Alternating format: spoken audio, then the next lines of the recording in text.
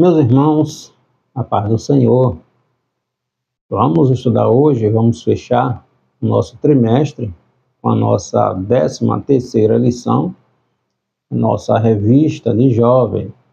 Nós estamos fechando esse trimestre, lembrando que nós estudamos neste trimestre, na verdade, o livro do profeta Daniel, sua vida, as visões, as profecias. E sempre lembrando que o livro de Daniel ele tem um teor, uma característica escatológica, né, mostrando o futuro da nação de Israel, o povo de Daniel, bem como o fim da humanidade, né, o fim desta era que estamos vivendo, a volta do Messias, o fim do pecado, as profecias relacionadas às 70 semanas de Daniel, caracterizada pelo povo de Daniel, os judeus, 69 semanas de anos, ou seja, 483 anos relacionado ao povo de Daniel. Dos 490, 463 já se cumpriu, faltando a última semana de ano, que é os 7 anos, que será o período chamado da tribulação, da grande tribulação, quando Deus estará tratando com Israel. Nossa 13ª lição, vamos contextualizar aqui os capítulos 10, 11 e 12 de Daniel, e o título da lição é o fim de todas as coisas.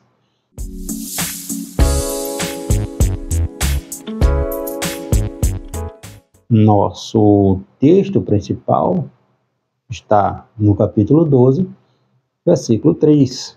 Os sábios, pois, resplandecerão como o fulgor do firmamento, e os que a muitos ensinam a justiça refulgirão como as estrelas, sempre e eternamente. Resumo da nossa lição: Deus é o soberano da história e no final de todas as coisas trará juízo aos ímpios e libertará o seu povo fiel. E os tópicos, os objetivos: explicar como se deu a preparação de Daniel para receber a mensagem final, conhecer a revelação do futuro dada ao profeta e entender como será a batalha do Armagedon e as últimas coisas, tá? Então, nessa nossa 13ª lição, fechando o trimestre, vamos estudar, contextualizar os capítulos 10, 11 e 12, que constitui, na verdade, uma unidade. Na lição passada, nós estudamos o capítulo 9, falando das 70 semanas de Daniel, e estes capítulos, né, 10, 11 e 12, eles contêm a última revelação que Deus concedeu ao seu servo, o profeta Daniel, 2 anos após o retorno dos judeus à sua pátria, daqueles que voltaram com Zorobabel. O reino da Babilônia já havia sido conquistado pelo Império Medo-Persa, a liderança lá de Ciro, tá? 2 anos após o retorno dos judeus, Ciro decretou, assinou ali o edito, dando liberdade aos judeus para quem quiserem voltar para a sua pátria. Então, 2 anos após o retorno da primeira leva de judeus, sob a lideração de Zorobabel, o governador, e Josué, o sacerdote, o sumo sacerdote, 2 anos após o retorno deles, no 3º ano de Ciro, aproximadamente 537 a.C., Daniel, ele já um idoso, né, um ancião de ali aproximadamente 83, 84 anos, e nessa época o primeiro grupo de exilados voltando para Jerusalém, Deus dá esta visão mostrando o que estaria para acontecer. tá? Então, por algum motivo, não se sabe, Daniel não voltou para Jerusalém, provavelmente em razão de sua idade avançada ou pela sua presença, que era muito relevante ali na Babilônia, né? Ele não voltou para Jerusalém, tá? Aí Daniel passa aproximadamente ali, a mensagem vai dizer 3 semanas triste, né? Refletindo, ponderando, não sabe se porque ele não voltou para Jerusalém ou por outra situação, pelo estado de como estava a sua pátria, né, a sua cidade, Jerusalém, e ele vai orar. E Deus dá esta visão também ao profeta Daniel. O nosso texto bíblico está no capítulo 12, versículo do 1º ao 13. E naquele tempo se levantará Miguel, o grande príncipe, que se levanta pelos filhos do teu povo, e haverá um tempo de angústia, qual nunca houve, desde que houve nação até aquele tempo.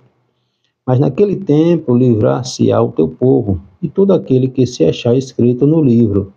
E muitos dos que dormem no pó da terra ressuscitarão, uns para a vida eterna e outros para a vergonha e desprezo eterno.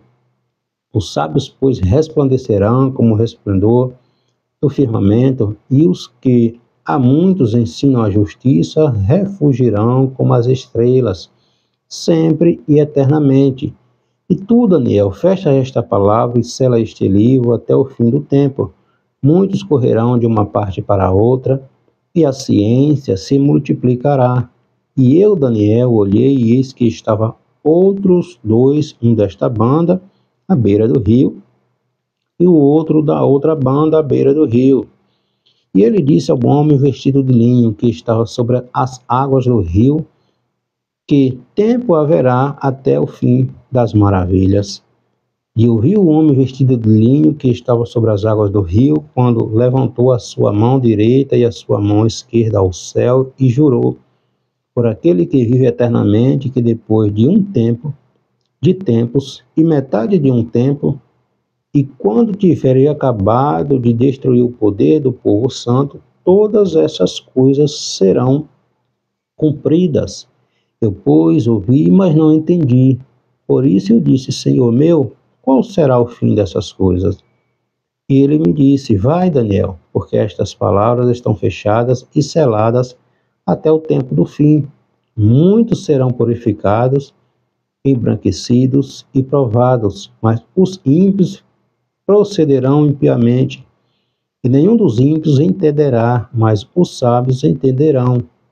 E, desde o tempo em que o contínuo sacrifício for tirado e posta a abominação desoladora, haverá 1290 dias. Bem-aventurado que espera e chega até 1335 dias. Tu, porém, vai até o fim, porque repousará e estarás na tua sorte no fim dos dias.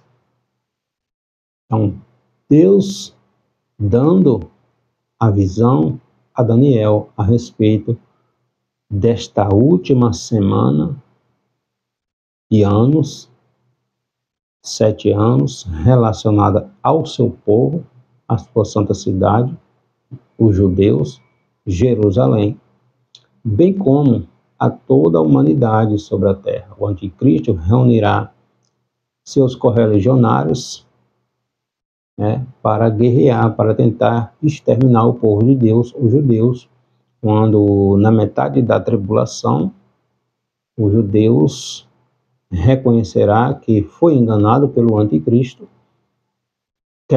quebrará o pacto que havia feito. O anticristo exigirá dos judeus adoração, os judeus reconhecerá que foram enganados, quebrará essa aliança, esse pacto, e o anticristo reunirá as nações que estão sob o seu domínio para tentar aniquilar, exterminar literalmente o povo de Deus. Na ocasião, no final desses 7 anos, quando Jesus virá, glória a Deus, com a sua igreja, onde a palavra de Deus diz que todo olho verá, e livrará o seu povo trará salvação aos judeus. O primeiro tópico da nossa lição: preparando-se para receber a mensagem do céu, a aflição de Daniel, o ser celestial, a batalha nas regiões celestiais.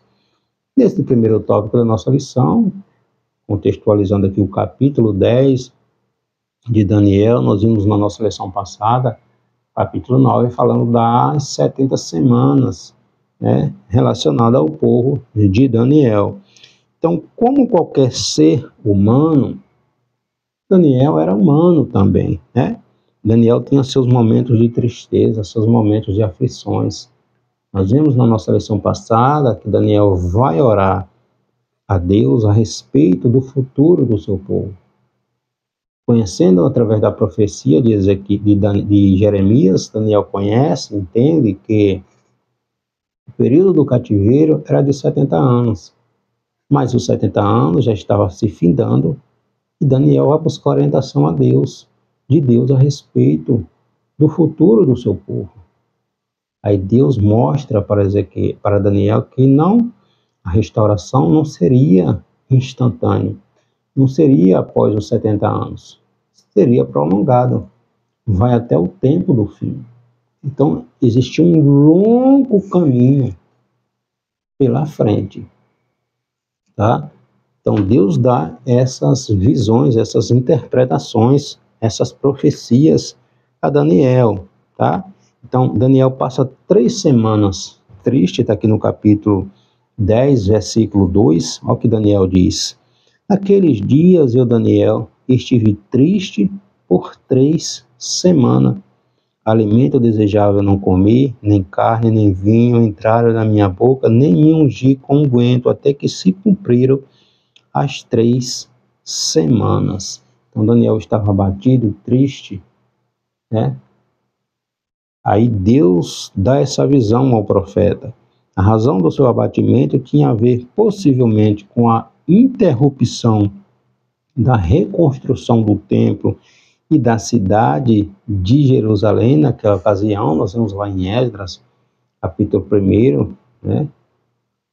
Entre o capítulo 1 e o capítulo 4, quando os samaritanos interviram, né, tentando parar a obra, criaram obstáculos, escreveram cartas falando mal dos judeus para Ciro, falando que os judeus estavam querendo se rebelar, não pagar tributos.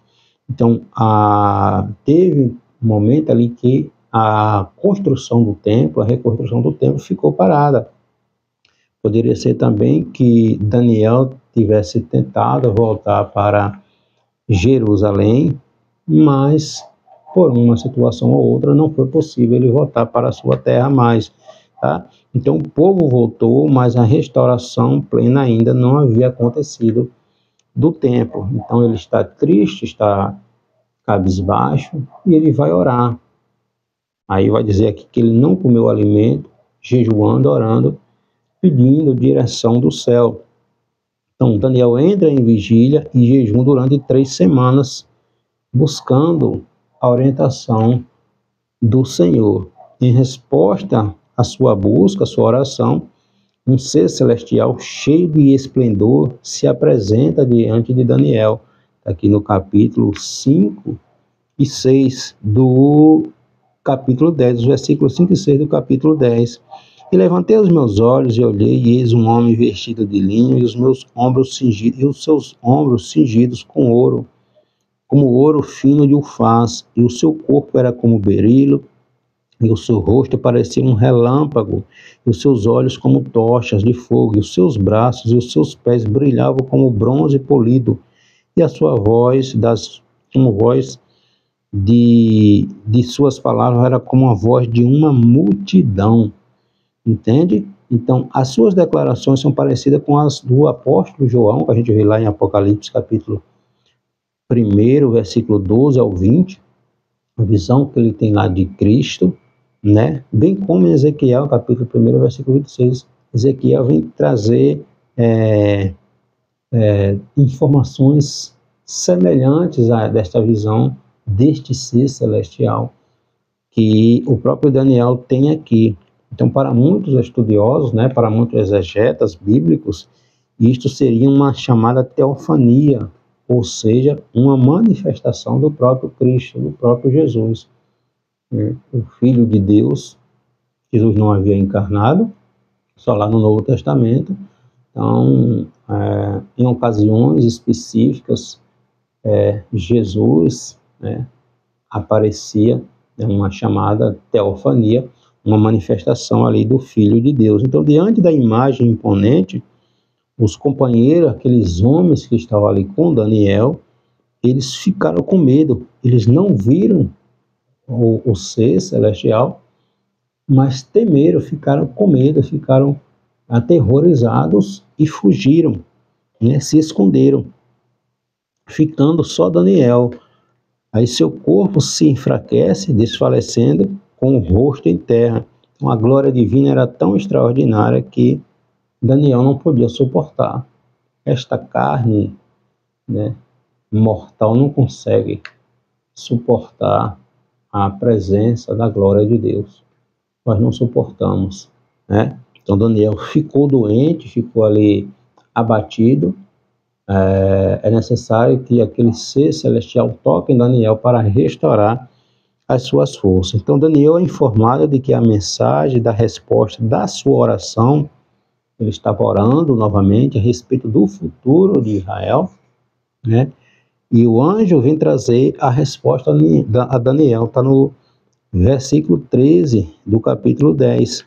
Está dizendo, né? Mas o príncipe do reino da Pérsia me resistiu 21 dias. E eis que Miguel, um dos primeiros príncipes, veio para ajudar-me. Eu fiquei ali com os reis da Pérsia. Ou seja, desde o momento que Daniel propôs no seu coração orar, interceder, né? Súplicas a respeito do seu povo, da sua nação, a oração de Daniel foi ouvida. Daniel é chamado de homem muito amado. Olha que coisa extraordinária. Então a oração de Daniel foi ouvida, a resposta da oração de Daniel foi enviada, mas versículo 13 aqui do capítulo 10 vai dizer que o anjo, aquele anjo que vinha trazendo a resposta da oração de Daniel, ele não conseguiu passar. Nas regiões celestiais, né, onde o campo de batalha espiritual é travado, aquele anjo que vinha trazendo a resposta da oração de Daniel, ele não conseguiu passar. Ele ficou impedido, né, de trazer a resposta da oração de Daniel. Olha como é a batalha espiritual, como é travada, Então é muito sério. Paulo vai dizer lá em Efésios capítulo 6, versículo 10 e seguir, que a nossa luta não é contra o nosso irmão, não é contra a carne, mas é contra os principados, contra as potestades nas regiões celestiais. É muito sério. Batalha espiritual, tá? Então, o anjo trouxe a resposta à oração de Daniel. Daniel está falando a respeito do futuro do seu povo. Mas o príncipe maligno, o próprio Satanás, ou um demônio de uma patente maior, impediu que aquele anjo passasse para trazer a resposta a Daniel, né? Não se trata de um príncipe terreno, mas de um anjo maligno que obedece a Satanás, ou o próprio Satanás. Foi somente após a ajuda do arcanjo Miguel na batalha espiritual que a resposta chegou. Então a referência aqui ao anjo Miguel, lembrando que os únicos anjos que a Bíblia cita os nomes são Miguel e Gabriel. E todas as vezes que esses anjos são citados, está relacionado ao povo judeu. Tá? Então a referência a Miguel como um dos primeiros príncipes mostra que existe uma organização e ordem angelical através de graduações que revelam níveis de autoridade no campo espiritual. Miguel era um príncipe. Jesus, em João, capítulo 10, versículo 14, no Evangelho escrito por João, Jesus chama Satanás como príncipe deste mundo. Então, poderia ser também que este próprio príncipe que impediu que aquele anjo de uma patente menor estava passasse com a resposta da oração de Daniel fosse o próprio Satanás. Então, foi necessário que Deus enviasse o arcanjo Miguel, o príncipe Miguel, né? O príncipe que está a favor da nação de Israel, guerreasse com esse príncipe maligno, ou o próprio Satanás, ou um demônio de uma patente grande, para que Daniel guerreie com ele, para que aquele outro anjo passasse com a resposta da oração de Daniel. Olha como é o mundo espiritual, tá? Então fica evidente que o que aconteceu na Terra, o que acontece na Terra, tem implicações nas regiões celestiais. É muito sério. Há uma batalha travada para que nossas orações não cheguem a Deus, para que a resposta das orações a nós não chegue. Então, o campo espiritual, o mundo espiritual, ele é muito sério. Ele é muito sério, né? Os ateístas, os materialistas, tentam de todas as formas negar a existência do mundo espiritual. De todas as formas negar, né? Distorcer, desacreditar da verdade e do campo de batalha que estamos no meio, que estamos inseridos. Então, há uma verdadeira guerra travada no mundo espiritual, mas em Cristo nós somos vencedores, né? Glória a Deus. Então existe uma realidade invisível onde as maiores batalhas são travadas, né? Pedro vai dizer lá na sua epístola, 1 de Pedro, capítulo 5, versículo 8, que o nosso adversário, Satanás, ele anda ao nosso derredor, os demônios andam ao nosso derredor, procurando brecha, procurando oportunidade para nos derrubar, mas ele está repreendido em nome de Jesus. Então é importante que vigiemos, pois o mundo espiritual é real, a batalha espiritual é travada constantemente, né? Constantemente. Então, o cristão ele precisa vigiar. Segundo tópico da nossa lição, a revelação do futuro, uma visão do futuro, o futuro imediato e o futuro remoto. O objetivo da revelação de Deus a Daniel era lhe dar conhecimento sobre o que haveria de acontecer com o povo de Deus, neste caso aqui com o povo hebreu, né? O povo de Daniel, bem como com o povo, com aqueles que viriam a reconhecer bem mais na frente, obviamente, Jesus como o seu Salvador. Então essa perspectiva do futuro se estende não apenas aos anos imediatamente ali posteriores, né, de Daniel, mas ao fim do mundo. A revelação será detalhada no capítulo 11 e capítulo 12.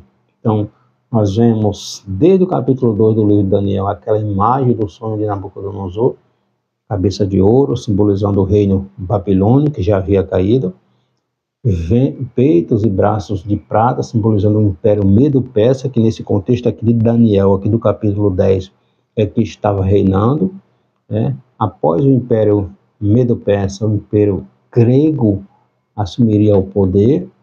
Depois, isso tudo acontecendo ali no período interbíblico, né?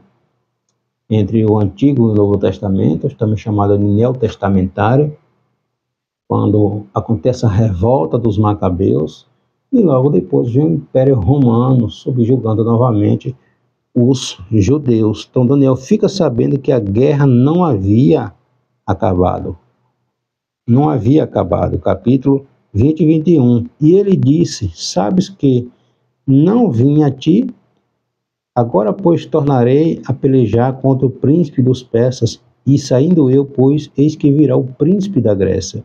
Mas eu te declararei o que está registrado na Escritura da verdade. Ninguém há que me anime contra aquele, senão Miguel, vosso príncipe. Então, o anjo falando aqui, Daniel, ele ficou impedido de trazer a oração porque houve uma guerra, né, travada para que ele não trouxesse a resposta da oração de Daniel relacionada ao povo de Daniel, os hebreus. No capítulo 11, né, Deus revela a Daniel eventos que estavam para acontecer no futuro imediato ali de Israel, né? Ele se desdobra no período interbíblico, entre o Antigo e o Novo Testamento, e envolve uma sucessão de reis que vai desde Ciro, o primeiro rei da Pérsia, até o desmoronamento do reino de Alexandre Magno, Alexandre o Grande, o rei da Grécia, né, que era um rei valente, aqui do capítulo 3, do capítulo 11 de Daniel. Contempla profecias sobre a Síria, o Egito e suas guerras envolvendo os judeus. Tudo isso no período interbíblico, incluindo o Antíoco Epifânio, nós estudamos na nossa lição passada, que é um protótipo do próprio anticristo. O Antíoco Epifânio, ele entra em Jerusalém, né? Ele proíbe o sacrifício, proíbe a adoração no templo, ele sacrifica uma porca, profanando o templo em Jerusalém, e cessa os sacrifícios que os judeus faziam ali. Então, um protótipo do próprio anticristo. Existe um ódio tremendo de Antíoco Epifânio contra os judeus. Tá? O homem vil, que está aqui no capítulo 21, torturador de Israel, do qual nós estudamos na nossa lição passada, na nossa lição 12, falou muito sobre Antíoco Epifânio, né, um protótipo do próprio anticristo. Então, a passagem aqui do capítulo 11 descreve minuciosamente intrigas políticas, alianças, conflitos militares ao longo dos séculos seguintes. Nós estudamos que após a morte de Alexandre o Grande, o rei da Grécia, a história vai dizer que ele teve 2 filhos, mas foram assassinados, e o seu reino, o reino da Grécia, foi dividido entre os seus 4 generais.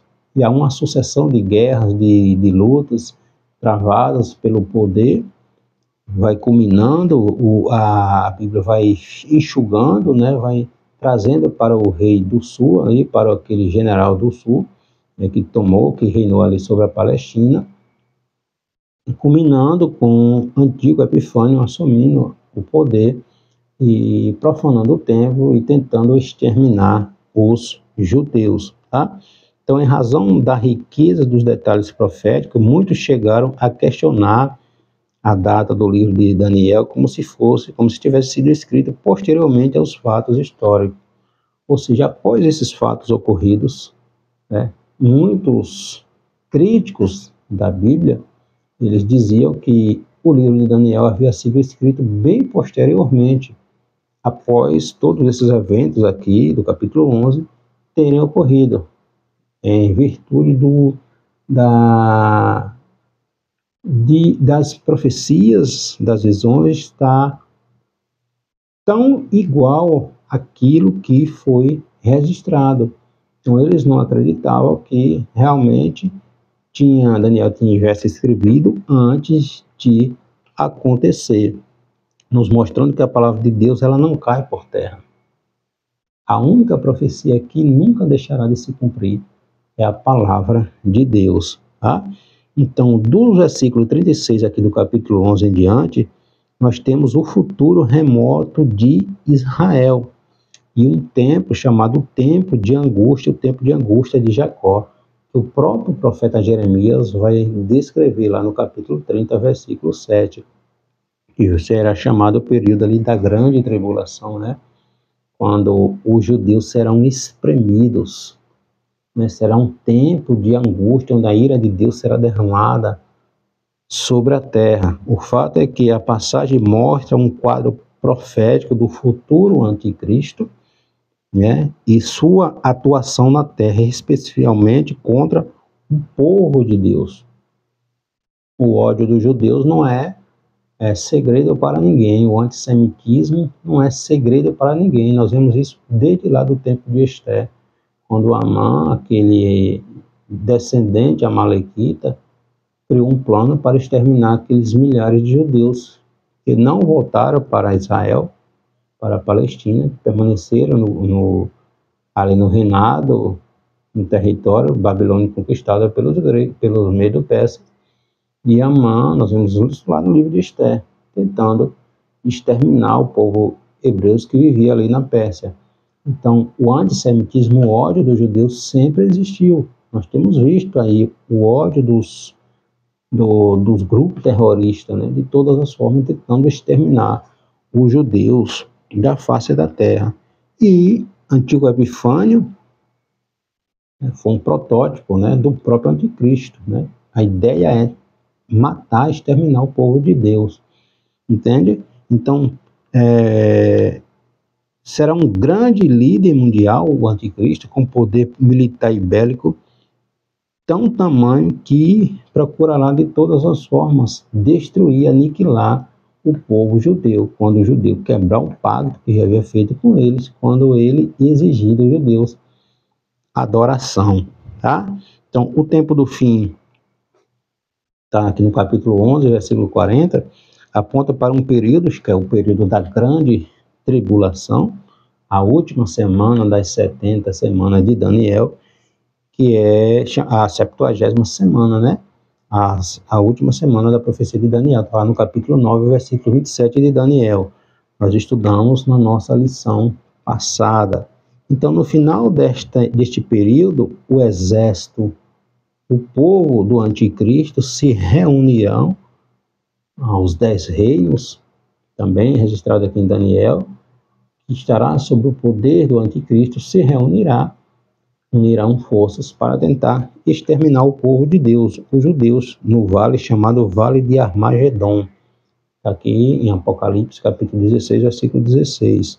Então será um enfrentamento bélico espiritual que se dará na derradeira etapa, na derradeira semana ali da 70ª semana de Daniel, os últimos 7 anos da profecia de Daniel, que Deus dá a Daniel lá no capítulo 9, a partir do versículo 23 ao 27, relacionado ao povo de Daniel. Novamente lembrando, destas 70 semanas de anos, desses 490 anos, 483 anos, ou seja, 69 semanas de ano já se cumpriu. Está faltando essa última semana, a 70ª semana, que será justamente os 7 anos finais, os chamados anos, a chamada tribulação ou grande tribulação. A igreja já terá sido arrebatada, tá? Então Israel não terá condição de vencer pelas suas próprias forças humanas, pelas suas próprias armas humanas. Jesus virá e evitará que o povo judeu seja exterminado. Então Daniel, após ter uma noção do período sombrio, né, da grande tribulação e do tempo da angústia de Jacó, conforme profetizou Jeremias no capítulo 30, versículo 7, Daniel fica sabendo que Deus enviará o arcanjo Miguel para proteger o seu povo, o povo de Israel, durante essa batalha final. Essa revelação tem o seu paralelo com o livro de Apocalipse, né, a partir do capítulo 12, versículo 7, e sobretudo o grande general que é Cristo. Jesus também vai falar isso em Mateus capítulo 24, a partir do versículo 15. Então, o livro de Daniel, quando a gente lê, quando a gente estuda o livro de Daniel, a gente tem que olhar para o futuro. Houve profecias que aconteceu no período do profeta, pós-período do profeta, no período interbíblico, mas há profecias ainda que estão por se cumprir. Então, Deus dará livramento ao povo de Daniel, o hebreu, o povo judeu, quando este povo reconhecer que Jesus é o Messias. Está lá na profecia do Vale de Ossos Secos. Deus manda Ezequiel profetizar para que gere carne, neus. Ezequiel profetiza, aquele monte de ossos se juntam um no outro, forma seres, pessoas, simbolizando a restauração política, econômica de Israel, que aconteceu em 1948 a.C., quando foi reconhecido o Estado de Israel como um Estado independente. Mas ainda está faltando a restauração espiritual. Essa restauração espiritual só acontecerá quando o povo judeu reconhecer Jesus como o seu Messias. É quando, lá na profecia do capítulo 37 de Ezequiel, quando Deus manda Ezequiel profetizar, soprar, e o Espírito entra naqueles corpos, ou seja, simbolizando a restauração espiritual do povo hebreu, quando eles reconhecerem Jesus como seu Messias. Então, o Senhor, à frente do exército celestial, em cavalo branco, vencerá o anticristo e o falso profeta e o lançará no lago de fogo. 2 Tessalonicenses, capítulo 2, versículo 8, Apocalipse, capítulo 19, também está descrevendo esses episódios, né? E o exército inimigo será destruído. Isso também está lá em Zacarias, capítulo 14, versículo 12. Entende? Então, a declaração aqui do capítulo 2, do versículo 2, já do capítulo 12 de Daniel, diz assim, nós lemos, né? Diz assim, ó. E muitos dos que dormem no pó da terra ressuscitarão, uns para a vida eterna e outros para a vergonha e desprezo eterno. Então, a declaração desse versículo 12 aqui do capítulo 12 refere à ressurreição dos justos e dos injustos. Então, aqueles que morreram com Cristo, no momento da ressurreição ou do arrebatamento da igreja, todos aqueles que morreram com Cristo ressuscitarão primeiro, ressuscitarão. Desde o início, onde começou a existir gente na terra, aqueles que morreram aguardando a promessa, né? E aqueles que morreram em Cristo ressuscitarão primeiro, em seguida a igreja arrebatada. Aqueles que morreram sem Cristo continuam no tormento, aguardando que aconteça o milênio, né? Só ressuscitarão no último instante para comparecer diante o grande trono branco, diante do Deus verdadeiro, tá? Então, elas se darão em momentos distintos. Os justos, cujos nomes estão escritos no livro da vida, serão ressuscitados na ocasião da volta de Cristo. Tá? Também lá em 1 Tessalonicenses, capítulo 4, versículo 16, falando sobre isso. Né? Ressuscitarão para a vida eterna. Já a ressurreição dos injustos, daqueles que morreram sem Cristo, vai se dar justamente, né, após o milênio. Está lá em Apocalipse, capítulo 20, versículo 5. Para o quê? Para a condenação eterna. Ressuscitarão para serem lançados no lago de fogo, que foi preparado não para o homem, mas para o diabo e seus demônios.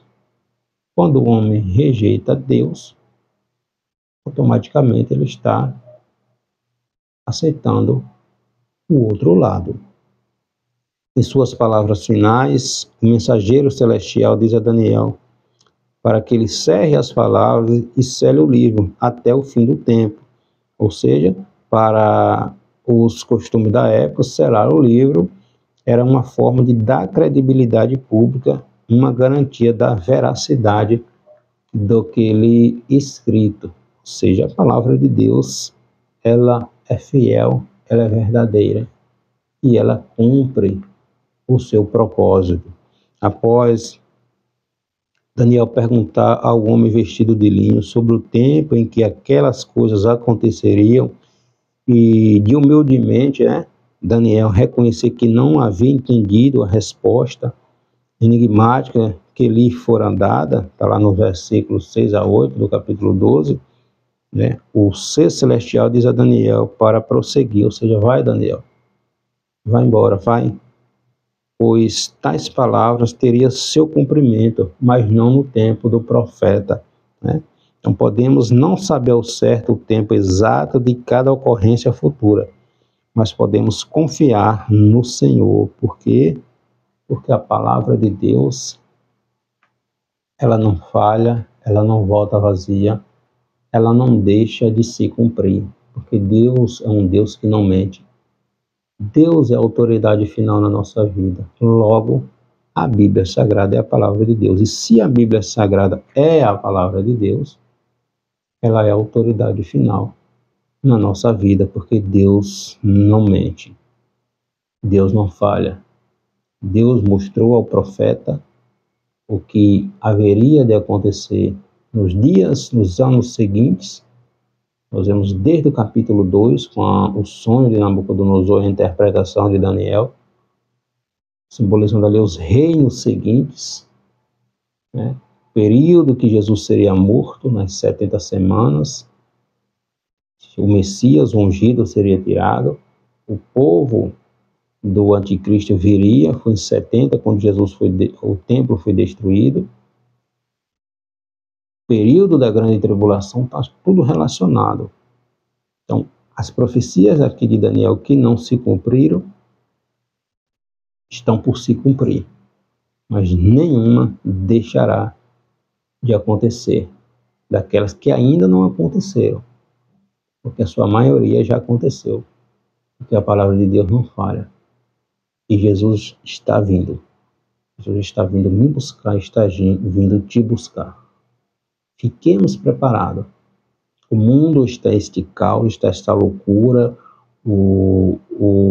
a idolatria, a apostasia, o poder do inimigo, do anticristo, a maldade está num ápice tão grande no mundo. O tempo está se aproximando. O relógio está chegando, está batendo, está próximo da meia-noite. Jesus vem buscar a sua igreja. Te prepara. Que Deus abençoe.